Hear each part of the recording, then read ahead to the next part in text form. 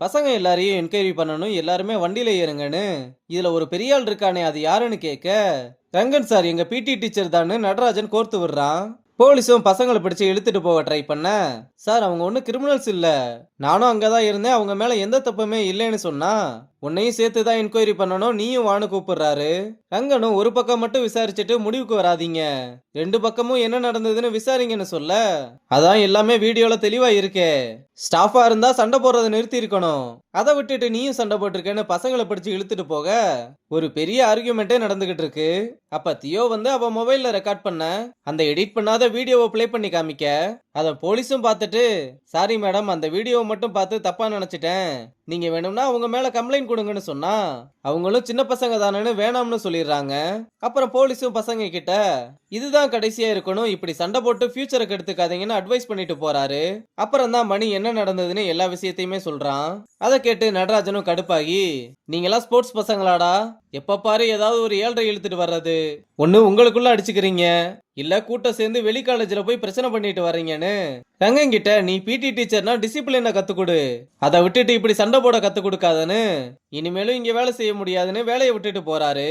அப்புறம் ரங்க ருக்மணி கிட்ட, நான் நடந்த எல்லாத்தையுமே எக்ஸ்பிளைன் பண்றேன்னு சொன்னா, உன்னை நான் உன் லைஃபோட டார்க் சைட்ல இருந்து வெளியே வர கொண்டு வர ட்ரை பண்ணேன், ஆனா நீ மறுபடியும் அதே அடிதடி சண்டைன்னு போய் இப்ப பசங்களையும் போலீஸ் கேஸ் வர கூட்டிட்டு வந்துட்ட, அன்னைக்கு உன் சைட்ல ஒரு நியாயம் இருந்ததுனால உன் கூட நின்னேன், ஆனா இந்த தடவை என்னால எதையுமே அக்செப்ட் பண்ண முடியாதுன்னு ரூமுக்குள்ள போய் கதவை சாத்திக்கிறாங்க. அங்க கட் பண்ணா மாத்தையன் தியோ கிட்ட, நான் அன்னைக்கு கொஞ்சம் ப்ரெஷர்ல இருந்ததுனால தப்பா பேசிட்டேன், நீ மட்டும் அன்னைக்கு அந்த வீடியோவை எடுக்கலனா பெரிய பிரச்சனையா இருக்கும்னு நன்றி சொல்லிட்டு போறான். தியோவும் இதனால ரொம்பவே சந்தோஷப்படுறா. இங்க ரங்கன் தங்க பிரச்சனை வந்தப்போ மொத்த காலேஜுமே எனக்கு அகைன்ஸ்டா இருந்தப்போ கூட ருக்மணி மேம் மட்டும்தான் என்ன நம்பினாங்க. ஏன் நம்ம காலேஜ் டீமை 2 வருஷம் பேன் பண்ணப்போ கூட அவங்க ஏன் கூட தான் எனக்கு சப்போர்ட்டா நின்னாங்க. ஆனா இப்ப நான் பேசுறத கூட புரிஞ்சுக்க மாட்டாங்கன்னு ருக்மணி கூட அவனை புரிஞ்சுக்கலன்னு ரொம்ப டென்ஷன்ல இருக்கான். மாணிக்கண்ணனும் விட்றா 2 நாள்ல அவங்களே எல்லாத்தையுமே புரிஞ்சுக்குவாங்கன்னு சொல்றாரு. அப்புறம் மறுநாள் காலையில பசங்களாம் வார்ம் அப் பண்ணிக்கிட்டு இருக்கும்போது மாணிக்கண்ணன் அங்க வந்து, இன்னைக்கு பசங்களுக்கு ருக்மணி மேம் ட்ரைனிங் கொடுக்க வேணாம்னு சொல்லிட்டாங்கன்னு சொல்ல, என்னன்னே சொல்றீங்க, டீம் பேன் ஆனப்ப கூட பிராக்டிஸ் ஸ்டாப் பண்ணலையே, இப்ப மட்டும் என்னாச்சுன்னு ரங்க ஒரே குழப்பத்துல இருக்கான். பசங்களும் ட்ரைனிங் இல்லாதனால சும்மா கதை பேசிக்கிட்டு அங்க இங்கன்னு உட்காந்து பொழுத ஓட்டிக்கிட்டு இருக்கானுங்க. அப்ப மாணிக்கண்ணன் வந்து டோர்னமெண்டோட ஷெட்யூல் வந்துருச்சுன்னு சொல்ல, அப்ப நமக்கு டைம் இல்ல, நீங்க போய் பிக்சர் ரெடி பண்ணுங்கன்னு சொல்றான். அவரும் சரின்னு லெட்டர் கொடுத்துட்டு போனதும் பசங்க எல்லாத்தையுமே வார்ம் அப் பண்ண சொல்றான். அப்புறம் ருக்மணி கிட்ட லெட்டர் கொடுக்கலாம்னு வந்தா, இவ்வளவு நாள் நீ ஒரு கோச்சா இந்த அகாடமியோட ரெஸ்பான்சிபிலிட்டிஸை எடுத்துக்கணும்னு ஆசைப்பட்டேன், ஆனா இப்ப நீ பண்றதெல்லாம் பார்த்தா எனக்கே பயமா இருக்கு, எனக்கு இப்ப நடக்கிறதெல்லாம் எப்படி ஹேண்டில் பண்றதுனே தெரியலன்னு சொல்ல, குவாலிஃபைஸ் முடியற வரை நீங்க எதை பத்தியுமே ஒரி பண்ணிக்காதீங்க, நடராஜ் கிட்ட நான் பேசுறேன்னு லெட்டரை வச்சுட்டு போறான்.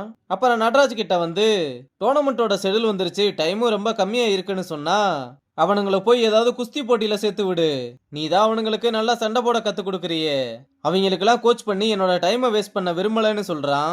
ரங்கனும், சார் என் மேலதானே தப்பு, பசங்க என்ன பண்ணாங்க, ஒரு தடவை வந்து மேம மீட் பண்ணுங்கன்னு ரொம்ப கெஞ்ச, சரி வந்து தொலைகிறேன்னு சொல்லிட்டு அகாடமிக்கு வந்து ருக்மணி கிட்ட, உங்க மேல இருக்க மரியாதைக்காக மட்டும்தான் வந்திருக்கேன், அதுக்காக இங்க நடக்கிற பிரச்சனையெல்லாம் என்னால ஃபேஸ் பண்ண முடியாதுன்னு, இனிமேல் பசங்க லோக்கல் கிரவுண்ட்ல விளையாடக்கூடாது, அடுத்த ரங்கன் டீம் விஷயத்திலையும் ஸ்டூடெண்ட்ஸ் விஷயத்திலையும் இன்வால்வ் ஆகக்கூடாது, அதே மாதிரி என்னோட ட்ரைனிங் மெத்தட்லயும் ப்ரிப்பரேஷன்லயும் யாருமே தலையிடக்கூடாது, அப்புறம் ஃபைனலா நான் பாய்ஸ் டீமுக்கு மட்டும்தான் கோச் பண்ணுவேன், கேர்ள்ஸ் டீம் என்னோட தலைவலி இல்லைன்னு ஸ்ட்ரிக்டான கண்டிஷன்ஸை முன்வைக்கிறான்.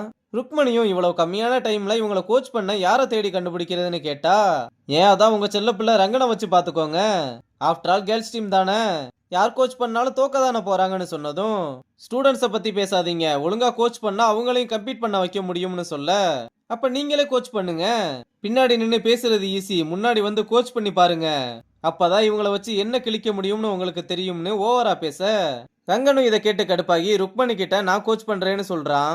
அதுக்கு நடராஜனும் சிரிச்சுக்கிட்டு, கிரிக்கெட்ல தோத்துட்டு போனதை மறந்துட்டியான்னு கேட்க, தோத்தவனுக்கு தான் ஜெயிக்கிறதோட அருமை என்னன்னு தெரியும்னு சொல்றான். பாப்போம் நீ என்னத்தை கிழிக்க போறேன்னு, என்னால செய்ய முடியாதத நீ செஞ்சு காட்ட போறியான்னு கேட்க, நான் செய்ய போறதில்ல, பசங்க தான் செய்ய போறாங்கன்னு, இனிமேல் கேர்ள்ஸ் டீம் என்னோட பொறுப்பு, நீங்க எதுக்குமே கவலைப்படாதீங்கன்னு சொல்ல, ருக்மணியும் இதை கேட்டு ரொம்பவே சந்தோஷப்படுறாங்க.